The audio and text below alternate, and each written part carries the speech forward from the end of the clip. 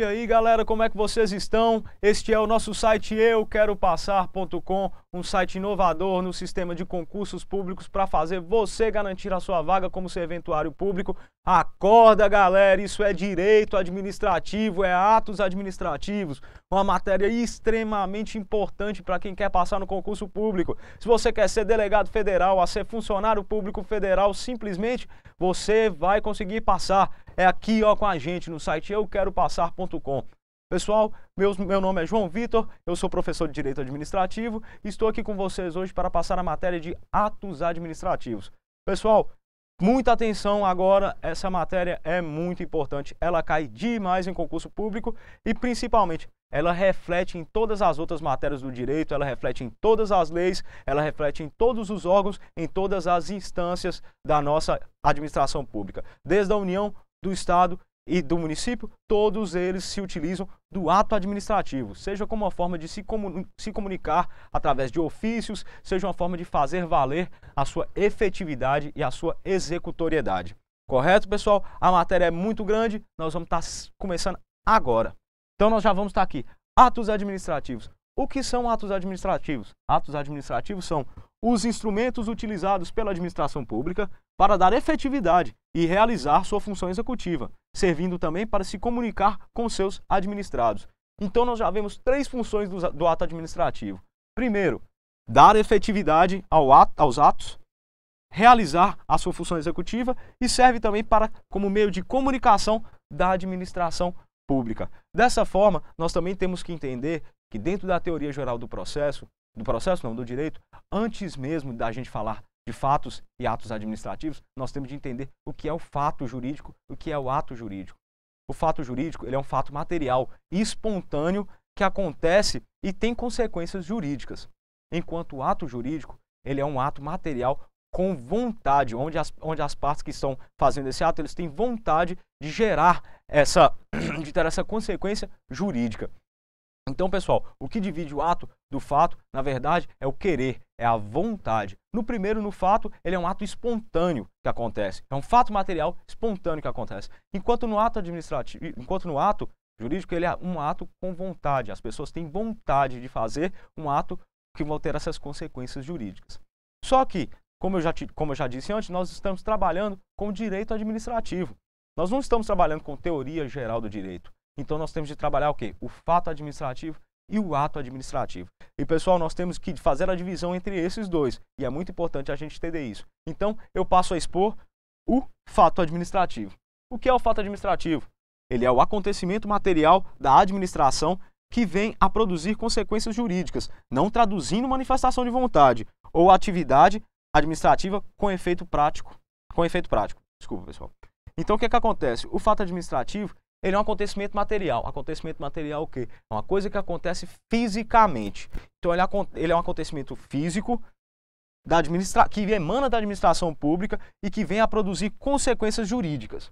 Obrigatório que seja um ato material que venha da administração pública e que produza consequências jurídicas. No entanto, ao contrário do ato administrativo, ele não traduz manifestação de vontade. Ele é um ato espontâneo, assim como o fato jurídico. Ele é espontâneo, ele acontece, ele é decorrência de um outro ato.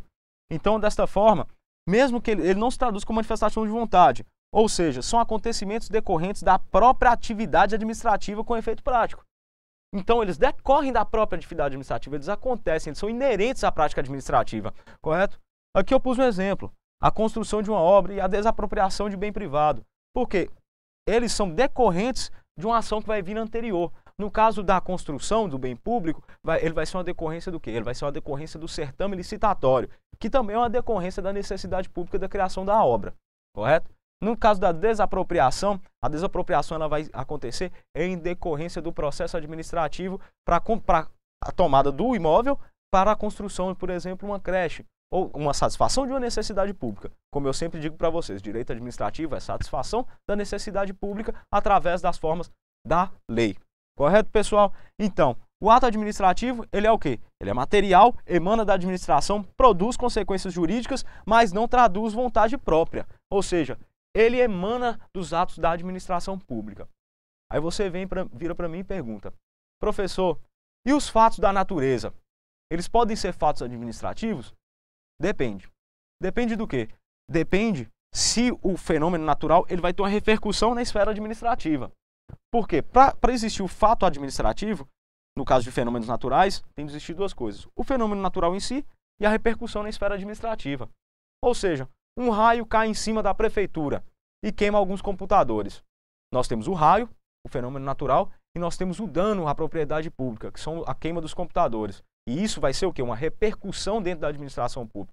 Portanto, os dois pré-requisitos, nós vamos estar diante de um fato administrativo também. Um fato administrativo natural, segundo alguns doutrinadores. Tendo esgotado o fato administrativo, nós passamos para o ato administrativo, a nossa vedete, o que nós estamos procurando hoje. O ato administrativo, gente, esse conceito ele é de Elie Lopes, que é um grande doutrinador do direito administrativo. Eu estudei na faculdade, todas as pessoas que fizeram faculdade de direito no Brasil estudaram ele. Então, por isso que nós vamos utilizar o seu conceito, que é o quê? O ato administrativo ele é entendido como a manifestação de forma unilateral da vontade da administração pública, que tenha por fim imediato adquirir, resguardar, transferir, modificar, extinguir e declarar direitos ou obrigações a si mesma ou aos administrados. Nesse conceito, a gente já pode tirar algumas coisas do ato administrativo. Primeiro, é uma manifestação de forma unilateral da vontade da administração. Aqui nós já temos a divisão dele, a diferença dele do fato administrativo. Porque nós temos vontade. Você lembra quando eu falei para vocês do ato jurídico e do fato jurídico? O que diferenciava os dois? A vontade de produzir o ato com consequências jurídicas. É a mesma coisa aqui. Nós temos a manifestação de forma unilateral da vontade da administração pública. Ou seja, vontade. Então, este é o ato administrativo. Correto? No segundo momento, nós temos o quê? A forma unilateral. O que é a forma unilateral? O ato ele emana da minha pessoa, somente da minha pessoa, para o fim que eu quero, da forma com que eu quero. Então, nesse caso, nós falamos que o quê? A forma unilateral é o uso das prerrogativas do poder público, que é o quê? O poder de império em relação ao particular. O que é o poder de império? É o ato de imposição, de falar, eu quero, e faça-se agora. Entendeu? Então, por isso o ato unilateral, ele é tão importante. A unilateralidade, pessoal, é o que vai diferenciar o ato administrativo do ato de direito privado praticado pela administração pública. Mas calma lá que eu tenho mais uma coisinha para falar para vocês de ato administrativo, que é o quê? A prática desses atos é em regra dos órgãos executivos. Os atos quais? Os atos administrativos. No entanto, existe uma exceção, que são as autoridades judiciais e as mesas legislativas. Só que nós temos que entender uma coisa, pessoal. No concurso público, quando falar de ato administrativo, nós vamos pensar o quê? Em poder executivo. A não ser que a questão se trate das exceções. Mas até então, nós vamos pautar dessa forma. Ok, pessoal? Então, passando adiante, nós vamos trabalhar com o quê? Com o ato administrativo e sua diferença do ato de direito privado praticado pela administração pública. Correto? O ato de direito privado praticado pela administração pública não conta com a superioridade do ato administrativo, sendo regido pelas regras de direito privado, inclusive no que tange às regras anteriores à contratação, tais como autorização legal. Como é que isso ocorre, pessoal? Só da gente destrinchar esse pequeno conceitozinho que eu estou dando para vocês aqui, nós já vamos encontrar vários requisitos, que é o quê? O ato de direito privado praticado pela administração pública não conta com a superioridade do ato administrativo. Isso é o que difere este ato do ato administrativo. Porque aqui nós vamos ter uma contraprestação do privado e do público, correto? Nós não vamos ter aquela imposição, o poder de império. Eu quero. Por quê? Aqui no caso nós vamos estar trabalhando com o direito privado. Então a administração pública, ela não tem esse poder de império, já que são o quê? São regras do direito privado. Correto, pessoal? Por isso que é ato de direito privado praticado pela administração pública. Eu dei alguns exemplos para vocês entenderem. Por exemplo, a emissão de cheques pela municipalidade, ou então a assinatura de escritura pública de compra e venda de um imóvel. Todos esses atos, eles emanam da administração pública, mas eles são o quê? Eles contraem junto ao privado, junto à pessoa comum.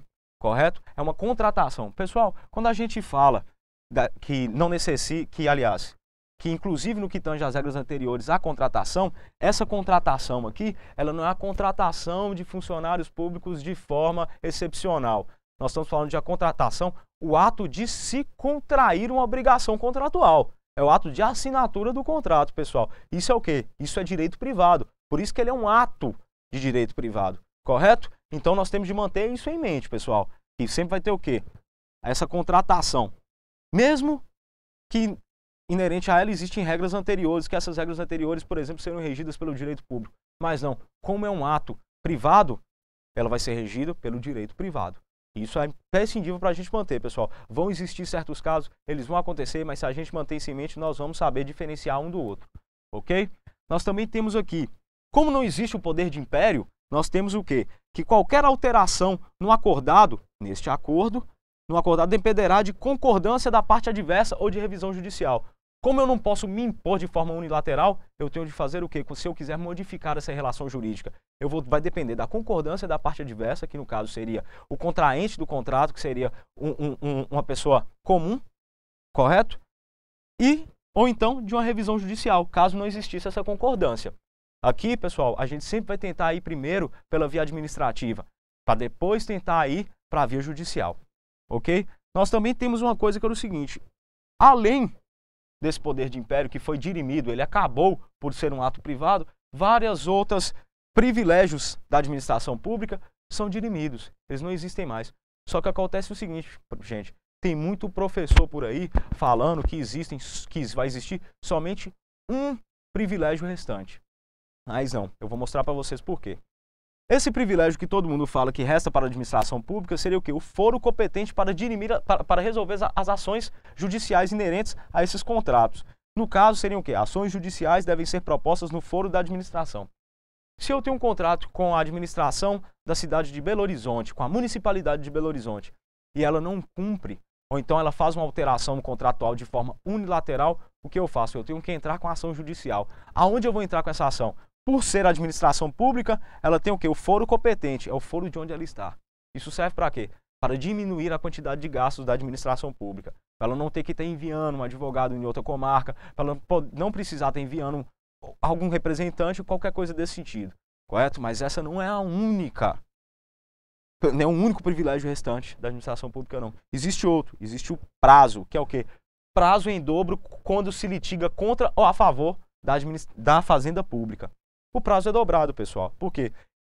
Os doutrinadores explicam para a gente que, como a administração pública ela trabalha com a coletividade, ela tem muita coisa para resolver, ela teria que ter um prazo em dobro, correto? Isso é uma regra do Código Civil. Por isso que eu falo para vocês que não é que o foro competente não é o único privilégio restante. Existe o privilégio do prazo em dobro. Por quê? Porque ele está descrito no Código Civil, que é de direito privado. E como como eu disse anteriormente, quando se trata de ato de direito privado praticado pela administração, o que vale são as leis e as regras do direito privado, pessoal. Então, é de forma importantíssima que a gente possa fixar isso na nossa matéria, fixar isso para a gente poder conseguir passar adiante. Pessoal, vamos lembrar um pouquinho só dos pontos principais. Os pontos principais. Fato administrativo é diferente de ato administrativo, porque no ato administrativo existe vontade, correto? Coisa que não existe no fato administrativo. Aqui no ato administrativo nós temos de entender o poder de império do Estado, por causa do quê? Da unilateralidade da forma do ato administrativo. Como ele é unilateral, eu imponho ele para o particular. Eu falo assim, você tem de fazer, você é obrigado a fazer. Desta forma, nós entendemos que é a utilização do poder de império. E é o que difere o ato administrativo do ato de direito privado praticado pela administração pública. Porque nesse segundo caso, nós vamos ter o quê? Nós vamos ter a fixação do direito privado,